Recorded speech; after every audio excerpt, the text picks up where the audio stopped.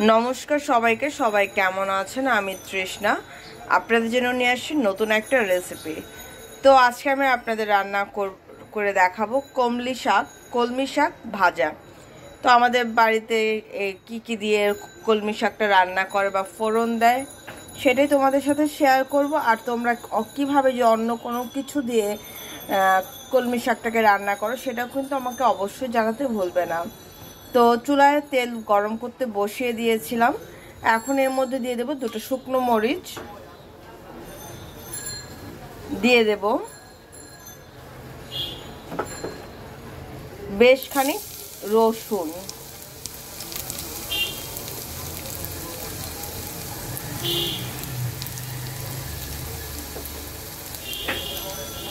তো রসুনটাকে আমি সুন্দর করে আগে একটু হালকা ভেজে তারপর হচ্ছে আমি পেঁয়াজের সাথে আবার রসুনটা ভাজবো। তো চলো এখন রসুনটা আগে ভেজে নেই। দেখো রসুনটা কিন্তু খুব সুন্দর ভাজা হচ্ছে। আর যারা যারা আমার ভিডিওটি দেখছো প্লিজ দেখার পর একটা লাইক বাটনে লাইক করে দিও, তোমার ফ্রেন্ড সার্কেলের মধ্যে শেয়ার করে দিও। আর ভিডিওটি প্লিজ পুরো দেখো, টেনে টেনে না দেখে পুরো ভিডিওটা দেখো।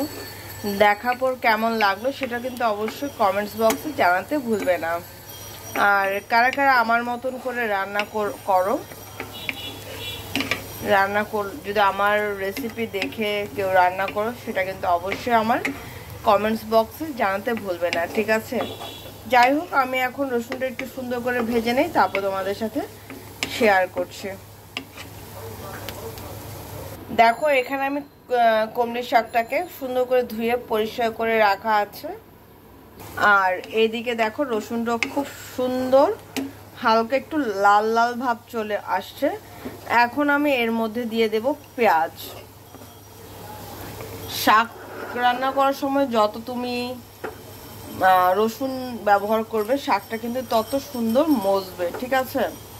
আর শাকটাকে মধ্যে রসুন আর পেঁয়াজ বেশি করে না দিলে কিন্তু শাকটা খেতে ভালো লাগে না। তো পেঁয়াজটা আমি এখন একটু ভেজে নেব। তো পেঁয়াজটাকে আমি ভেজে নেই, তারপর তোমাদের সাথে শেয়ার করছি। দেখো পেঁয়াজটা কিন্তু খুব সুন্দর মতন ভাজা হয়ে গেছে। এখন আমি কেটে রাখা শাকগুলি দিয়ে দেব।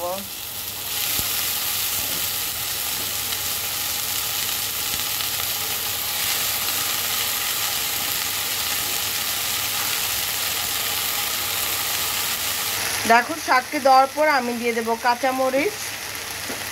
আমি এখন লবণ ব্যবহার করব না, আমি লবণটা দেব কিছুটাক্ষণ পর। আগে আমি একটু মিক্সড করি।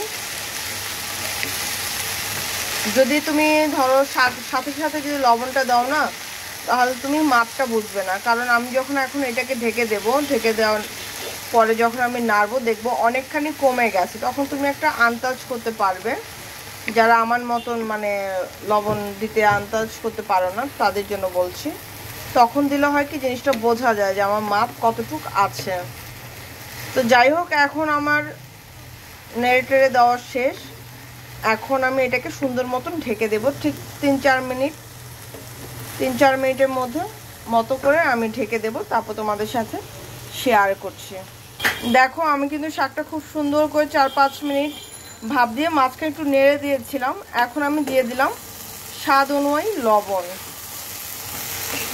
এখন আমি শুধু এটাকে মাঝে মাঝে নাড়বো আর ঢেকে দেবো আর মাঝখানে একটু মাঝে মাঝে একটু যদি তোমার যদি মনে হয় যে শাকটা একটু হয়ে আছে তখন তুমি একটু হালকা এভাবে প্রেস করে দিবে।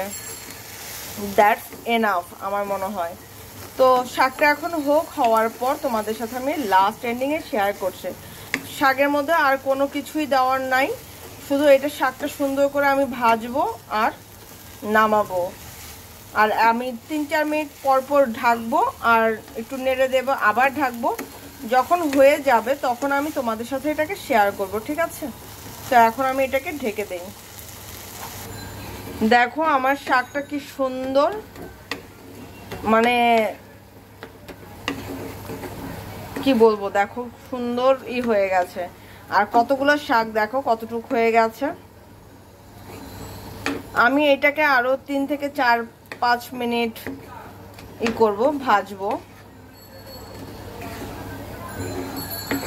শাকটা খুব ভালো ছিল। আর শাকটা না মানে কলমি শাক খাওয়া কিন্তু এমনিও ভালো। কলমি শাকের মধ্যে প্রচুর পরিমাণে আয়রন থাকে। আমি জানি না আমি ঠিক বললাম না ভুল বললাম, আমার তো মনে হয় যে আমি ঠিকই বললাম।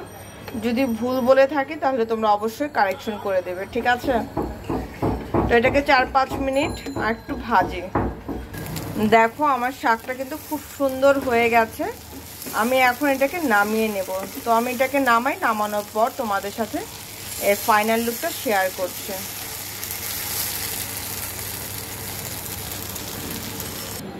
তো এই হচ্ছে আমার কলমি শাক ভাজা। তো কেমন হয়েছে অবশ্যই কিন্তু বলতে ভুলবে না, ঠিক আছে? তো আজকের জন্য এতটুকু। সবাই ভালো থেকো, সুস্থ থেকো। আজকের জন্য টাটা।